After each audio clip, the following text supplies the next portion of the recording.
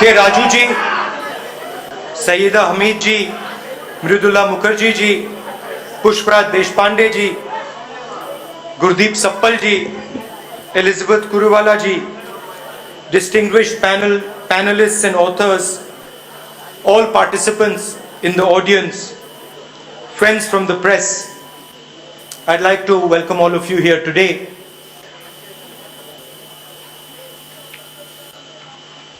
This particular topic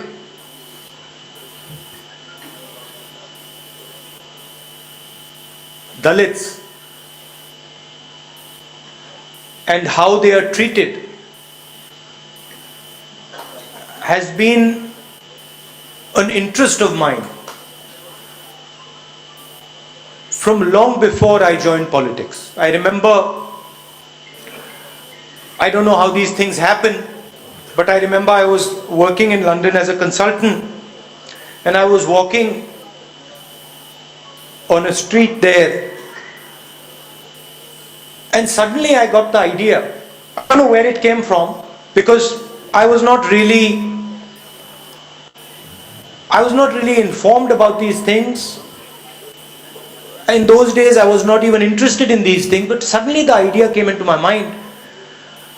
Maybe something I had read that I cannot accept that there could be people in my country who other people would refuse to touch. I could not understand how a human being comes to such a conclusion. I could understand that human beings might not like other human beings, might detest them, might be angry at them. I've been angry at people. But I simply could not get my head around the idea that a human being who would be ready to touch a dog, would be ready to kill an insect like this, would be ready to pet a horse, that same person would suddenly for some reason decide that he refuses to touch another human being. I could not understand this. And for me, it's been a very long journey. And now, I think that must have happened in 96, 97. It was a thought in my mind, how does this happen? How do people do this? Why do people do this? And that was the thread which I used to start understanding my country. It was like, जैसे कमल होता है, उसमें कभी एक धागा कोने में मिल जाता है, तो उस धागे को पकड़ के आप पूरे कमल को खोल सकते हो. वैसे मेरे लिए ये जो आइडिया था, मेरे लिए ये था, मैं अपने देश को समझना चाहता था. और ये मुझे एक बहुत बड़ा कॉन्ट्रडिक्शन मिला कि दुनिया में ऐसा भी एक देश है, और भाइयों बहनों सिर्फ एक देश है, दो नहीं है, सिर्फ एक देश है दुनिया में. मैंने पढ़ा इसके बारे में और फिर मैंने देखा कि जापान में सालों पहले यह आइडिया हुआ करता था, मगर आज पूरी दुनिया में सिर्फ एक देश है जिसमें लोग कहते हैं कि मैं कुत्ते को छू लूंगा,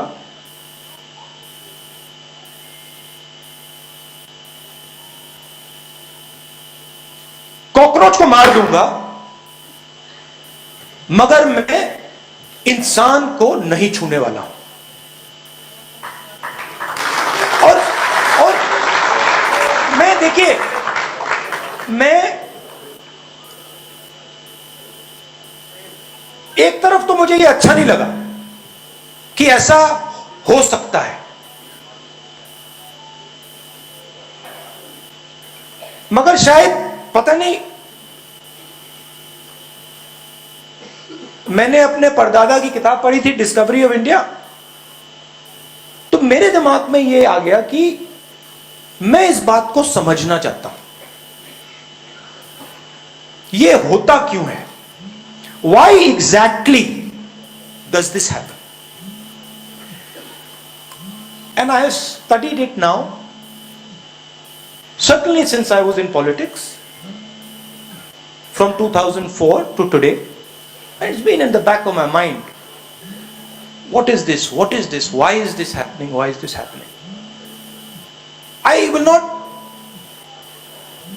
I cannot answer the question for you fully. I cannot tell you that, look, this is the precise reason it happens. But I have a sense now, much better than I used to before, that this is actually what is going on inside the person's mind when he says, I will refuse to touch you. I want to tell you, as you go along in politics, and especially if you're searching, there are many politicians who are just interested in power. That is the only thing they're searching for. Right? सुबह उठते हैं, कहते हैं भैया सत्ता कैसे मिलेगी, रात तक मतलब वही करते हैं, फिर सो जाते हैं, फिर कहते हैं भैया अगले दिन उठ के कहते हैं सत्ता कैसे मिलेगी, हैं? और आज हिंदुस्तान में भरे हुए हैं। अब उसमें मेरी एक प्रॉब्लम आ गई, अजीब सी बात है, मैं सत्ता के बीच में पैदा हुआ, बिल्कुल बीच में, और बड़ी अजीब सी बीमारी है,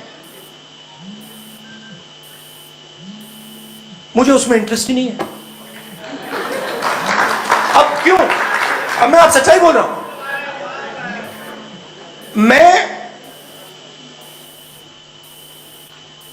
मैं रात को सोता हूं, अपने देश को समझने की कोशिश करता हूं, सुबह उठता हूं प्यारे देश से, इसीलिए मैं, जैसे एक प्रेमी होता है, जिससे वो प्रेम करता है, वो उसको समझना चाहता है, तो सुबह उठता हूं, मैं समझने की कोशिश करता हूं, और एक प्रकार से मैं भीख मंगा हूं। नहीं, सुनो, क्यों? क्योंकि मेरे देश ने बिना कोई कारण पूरा का पूरा प्यार मुझे दे दिया, तो मैं मेरे सुनो, मेरे ऊपर एक डेट है, कर्ज है, और मैं सुबह उठकर कहता हूं कि ये जो प्यार मेरे देश ने दी मुझे, ये जो इज्जत मेरे देश ने दी, इसको मैं निभाऊं कैसे? अच्छा, देश ने सिर्फ मुझे प्यार नहीं दिया, देश ने मुझे जूते भी मारे। नहीं, आप समझ नहीं सकते कितनी जोरों से, कितनी हिंसा से इस देश ने मुझे मारा है, पीटा है। तो मैंने सोचा ये हो क्यों रहा है, और जवाब मिला, देश मुझे सिखाना चाहता है। देश मुझे कह रहा है कि तुम सीखो, तुम समझो, दर्द होए तो कुछ नहीं, सीखो और समझो। तो रास्ते पे कहानियां आती हैं, मिलती हैं, कभी आपको सीखने के लिए रास्ते पर इंसिडेंट्स होते हैं, कहानियां देखने को मिलती हैं। आज मैं आपको 2-3 कहानी बताता हूं। पहली कहानी आप सबको मालूम होगा, याद होगा कि एक दिन व्हाट्सएप पे वीडियो दिखा, जिसपे उना में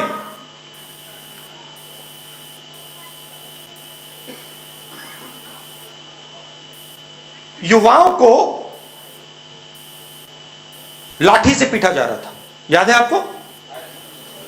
नंगा करके सबके सामने लाठी से उनको धड़ाधड़ मारा जा रहा था।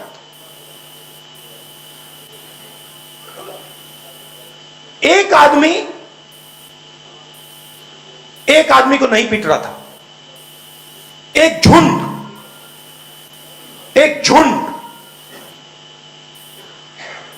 पिटाई कर रहा था, याद है आपको? सावरकर ने कहा अपनी किताब में, the day I was happiest was the day me and my friends and me went and beat up a Muslim boy. मतलब हम, सावरकर जी ने कहा, मैं जी शब्द प्रयोग नहीं करना चाहता था मगर कर दिया, संस्कार है, मगर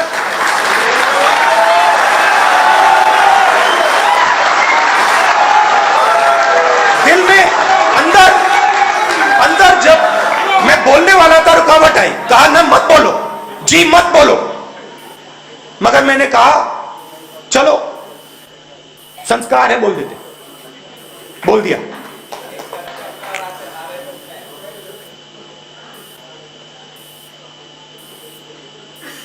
एक झुंड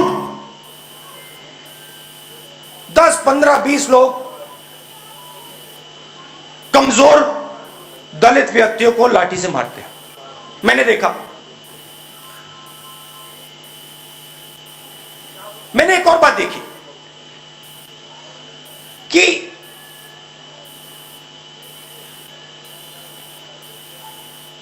एक तरफा था,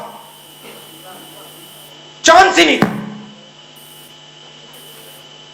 जैसे अब रूस और यूक्रेन के बीच में लड़ाई हो रही है, रूस ने सोचा कि दबा लेंगे, मगर लड़ाई हो गई, दोनों तरफ लड़ाई हुई।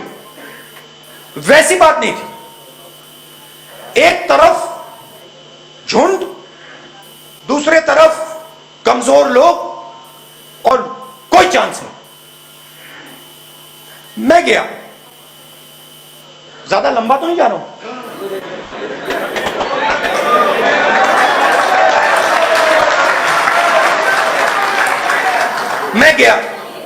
मैं उना गया और चारपाई पे जाके उनमें से एक लड़कों के घर गया और उनके पिता के साथ मैं चारपाई पे बैठा और उनका मैंने ऐसे हाथ पकड़ा और उनका हाथ कांप रहा था, मेरा हाथ उनके हाथ के ऊपर, हाथ कांप रहा था, डरे हुए थे। जैसे ये मीडिया है वैसे थोड़ा दूर मीडिया था, मैंने उनके डर को छुपाने के लिए मैं मीडिया के सामने आ गया और उनको थोड़ा मैंने ऐसे कर दिया कि मीडिया को ना दिखे कि इनका हाथ कांप रहा है। यह बात राजनीति में करनी पड़ती है, डर छुपाना पड़ता है उनका। मैंने उनसे कहा, आज आपको बहुत दुख हुआ होगा, मैं आपके साथ यहां खड़ा होने के लिए आया हूं। कहते हैं हां, बहुत दुख हुआ,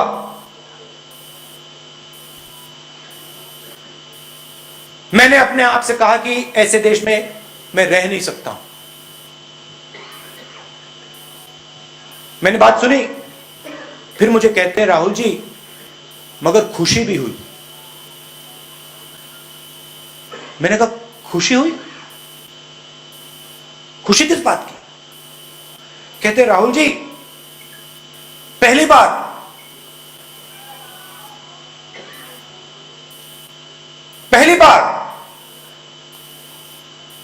दलितों ने रिस्पॉन्स दिया। नहीं, अभी आप ताली बजा रहे हैं, ताली मत बजाइए, पूरी बात सुनिए पहले, शायद आपको अच्छी ना लगे, मगर मैं जो मैंने देखा वो बोल रहा हूं। कहते हैं खुशी इस बात की हुई राहुल जी कि जब मेरे बेटे को मारा गया उसके एकदम बाद 10-11 युवाओं ने इंसेक्टिसाइड पीकर आत्महत्या कर दी। मैं बिल्कुल चौंक गया। मैंने कहा ये क्या बोल रहे हैं? रिस्पॉन्स आत्महत्या का रिस्पॉन्स कि मैंने अपने आप को मार दिया। मैं बिल्कुल हैरान हो गया। मैंने उनसे कुछ नहीं बोला। जैसे मैंने कहा डिस्कवरी ऑफ इंडिया मैं समझना चाहता था। उस टाइम अलंकार थे मेरे साथ। मैंने कहा अलंकार, ये जो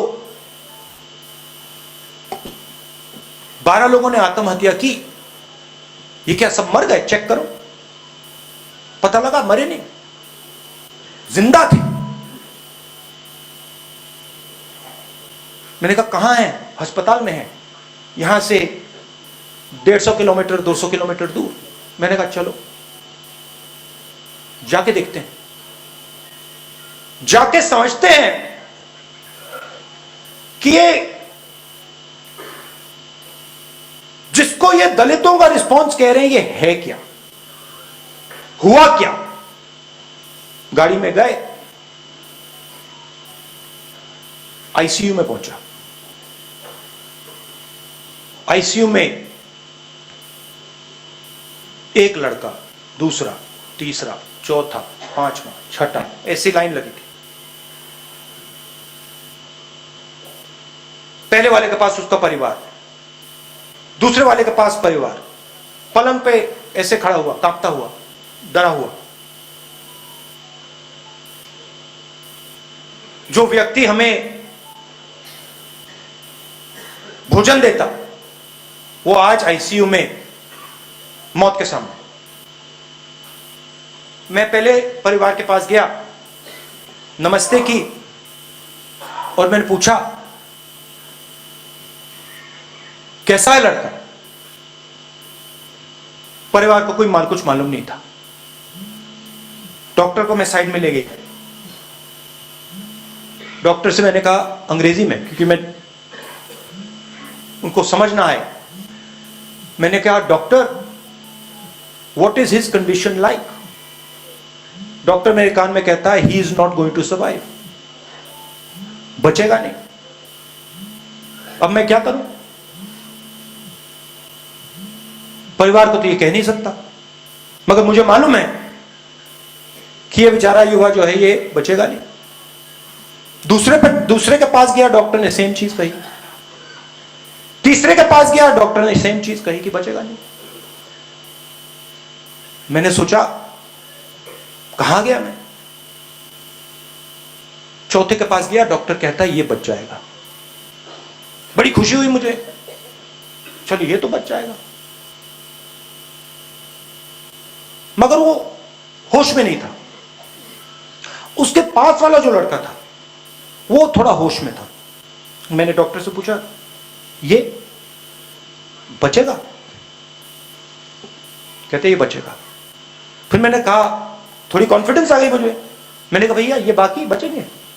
डॉक्टर कहते मुझे लगता है कि ये सब बच जाएंगे। खुशी आई। जिसके पास जो होश में था, मैं उसके पास गया। मैंने उससे कहा कैसे हो?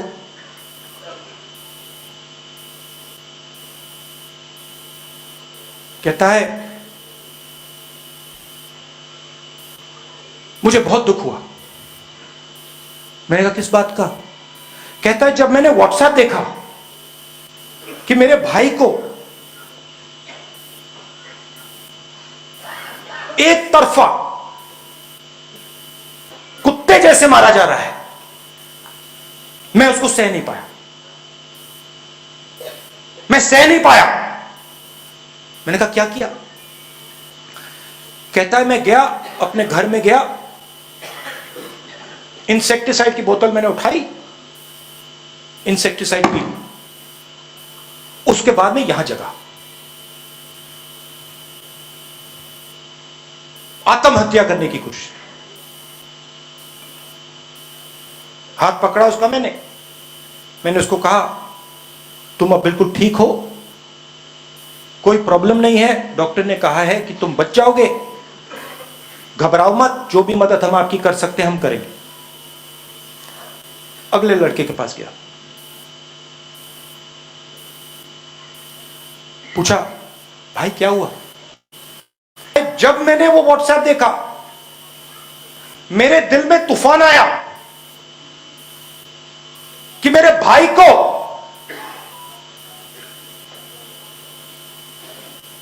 एक तरफा पीटा जा रहा है, उसके खिलाफ हिंसा की जा रही है और मैं कुछ नहीं कर सकता, और वही हिंसा हर रोज मेरे खिलाफ होती है। तो जब मैंने वो व्हाट्सएप देखा, मैं अपने घर के पीछे गया, मैंने इंसेक्टिसाइड उठाई, मैंने इंसेक्टिसाइड पी और मैं यहां जगा। उस समय तक मैंने सोचा था कि ये सुइसाइड पैक्ट था, मैंने सोचा था कि ये 10-12 लोग एक साथ मिलकर इंसेक्टिसाइड पिए, मगर मुझे बात समझ आई कि नहीं, ये सुइसाइड पैक्ट नहीं था, ये हर दिल के अंदर आग जल रही थी, हर दिल के अंदर केरोसिन थी और उस पर चिंगारी जैसे लगी, वो 12 अलग अलग जगह आग लगी। अगले लड़के के पास गया, मैंने कहा, यह थोड़ा होश में था, मैंने कहा क्या हुआ, तुम यहां कैसे आए? सेम जवाब, राहुल जी मैंने व्हाट्सएप देखा, मेरे देश में मेरे खिलाफ हर रोज ये होता है, सह नहीं पाया, इंसेक्टिसाइड पी ली। हर बार मुझे कहे घर के पीछे गया और इंसेक्टिसाइड, घर के पीछे क्यों, घर के पीछे क्यों इंसेक्टिसाइड? जैसे मैं ये सोच रहा था, मेरे दिमाग में दूसरा आइडिया है, बड़ी अजीब सी बात, कहने से झिझक रहा हूं। मेरे दिमाग में आई कि अगर मैं इसकी जगह होता और मैं मरने के लिए तैयार होता, तो मरने से पहले जिसने मेरे भाई को मारा था उसको मार देता।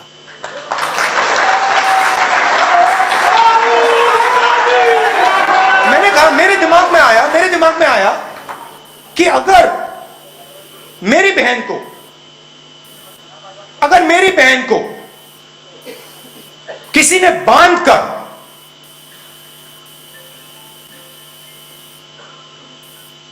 कुत्ते जैसे मारा होता, तो मैं आत्महत्या करने से पहले उसको एक चाकू तो मार देता।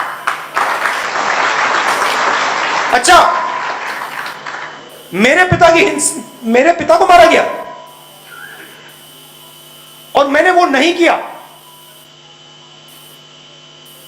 मेरे दिल में मेरे पिता के हत्यारों के खिलाफ कोई नफरत नहीं है, मगर जब अस्पताल में था मैंने सोचा कि यार अगर मेरे साथ ये होता मैं मार देता। तो मैंने उससे पूछा, मैंने कहा भाई एक बात बताओ, तुम अखबार पढ़ते हो? कहता है हाँ। मैंने कहा अपने अखबार में जिसने मारा उसका नाम पढ़ा, आप उसका नाम पता लगा सकते हो? कहता है हाँ पता तो लगा सकता हूं। मैंने उससे कहा आपके रसोई में छुरी है? कहता है हाँ छुरी तो है, ये आप मुझसे क्या पूछ रहे हो? मैंने कहा मेरे दिमाग में एक बात आई। कहता क्या? मैंने कहा अगर मैं आपकी जगह होता और मैं अपने आप को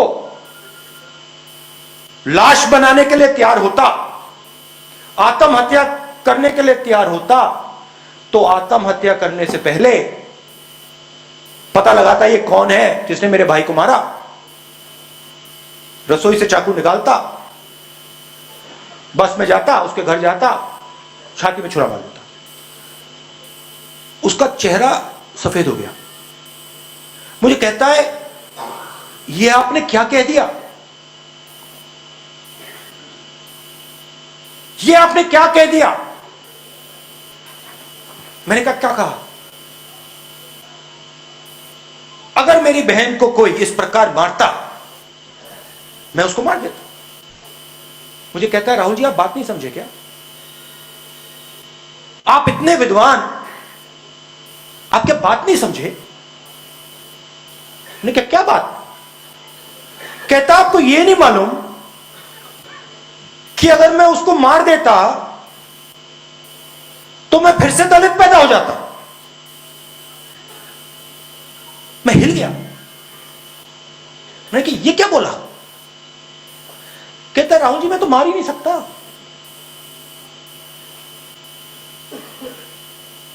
अगर मैं मार दूंगा मैं फिर से दलित पैदा हो जाऊंगा। मैं चौंक गया और मुझे बात समझ आई। मैंने सोचा कि इस व्यक्ति के कंधे पे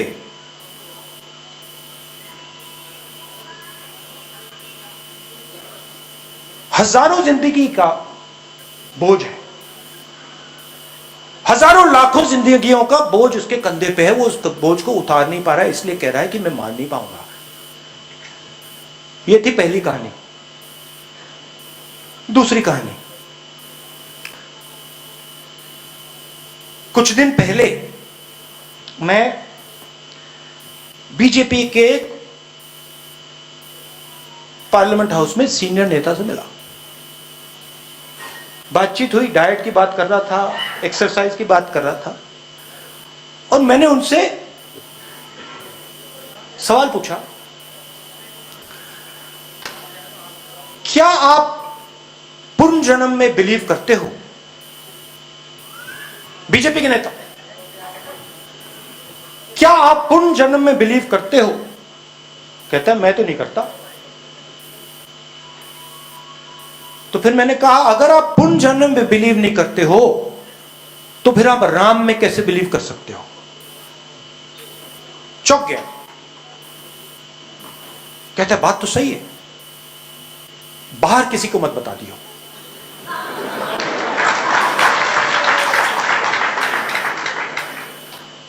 बाहर किसी को मत बता देना।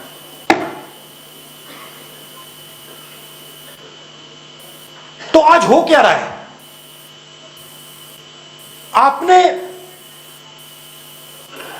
कॉन्स्टिट्यूशन की बात की। कॉन्स्टिट्यूशन हिंदुस्तान का हथियार है, मगर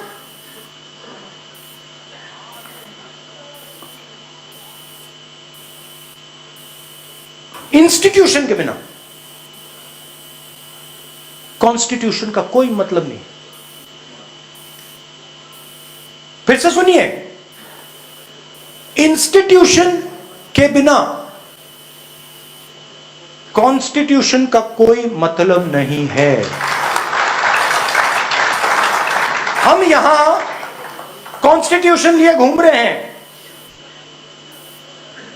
आप कहते हो कॉन्स्टिट्यूशन की रक्षा करनी है, मैं कहता हूं कॉन्स्टिट्यूशन की रक्षा करनी है, मगर कॉन्स्टिट्यूशन को इंप्लीमेंट कैसे किया जाता है? इंस्टीट्यूशन से।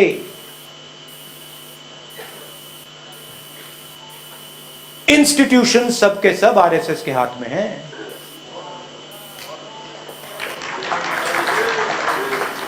इंस्टीट्यूशन आपके और हमारे हाथ में नहीं है। अगर इंस्टीट्यूशन आपका और हमारे हाथ में नहीं है तो कॉन्स्टिट्यूशन हमारे हाथ में नहीं है। और ये कोई नया आक्रमण नहीं है। ये आक्रमण उस दिन शुरू हुआ जब महात्मा गांधी की छाती में 3 गोलियां डाली गई थी।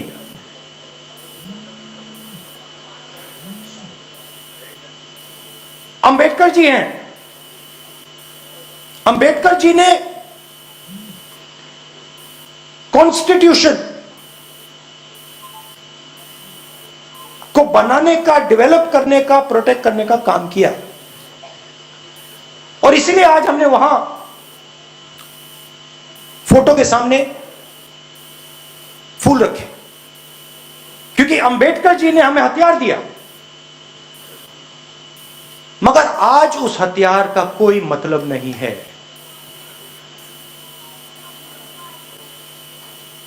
मतलब ही नहीं है, क्योंकि जो जैसे गाड़ी है,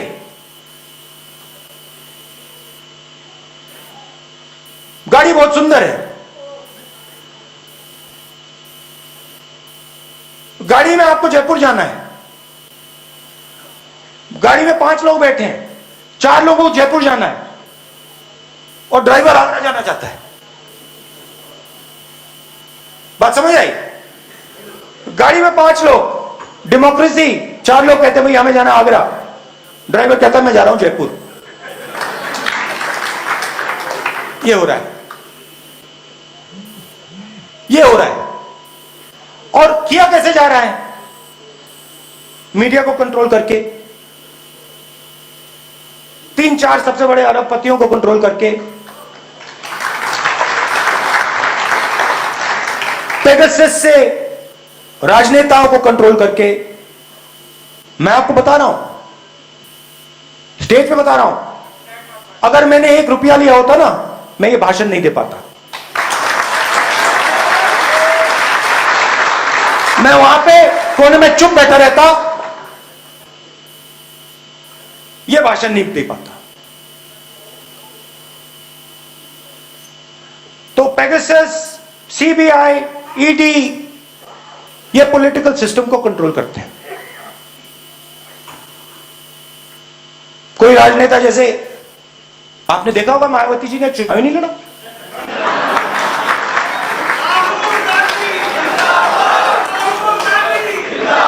हमने मायावती जी को मैसेज दिया, अलायंस करिए, चीफ मिनिस्टर बनिए। बात तक नहीं की, बात तक नहीं की। जिन लोगों ने, कांशीराम जी ने, रिस्पेक्ट करता हूं मैं, खून पसीना देके दलित आवाज जो थी उत्तर प्रदेश की, उसको जगाया।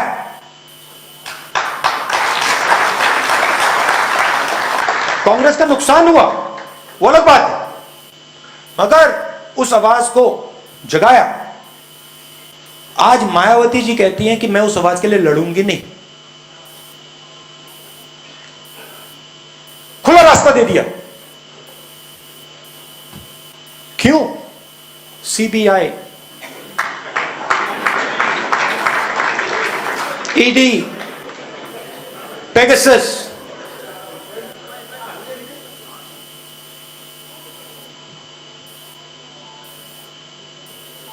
लड़ाई सिर्फ जनता कर सकती है। जब तक हिंदुस्तान कि जनता के अंदर जो आवाज है, जब तक वो नहीं निकलेगी, तब तक इंस्टीट्यूशन को कंट्रोल करके कॉन्स्टिट्यूशन को ये लागू नहीं होने देंगे।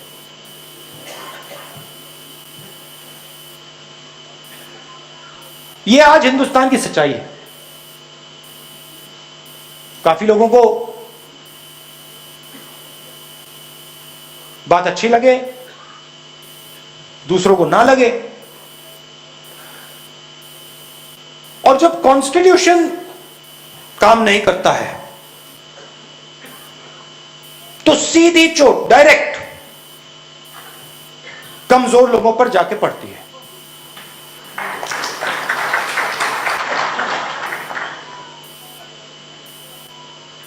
कौन है वो? दलित हैं, अल्पसंख्यक हैं, आदिवासी हैं, बेरोजगार लोग हैं, छोटे किसान हैं ये लोग। और आज देख लीजिए इकोनॉमी की हालत, देख लीजिए बेरोजगारी, देख लीजिए।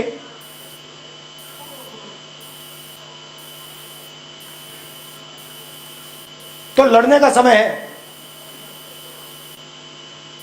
और जो अंबेडकर जी ने कहा, जो गांधी जी ने कहा,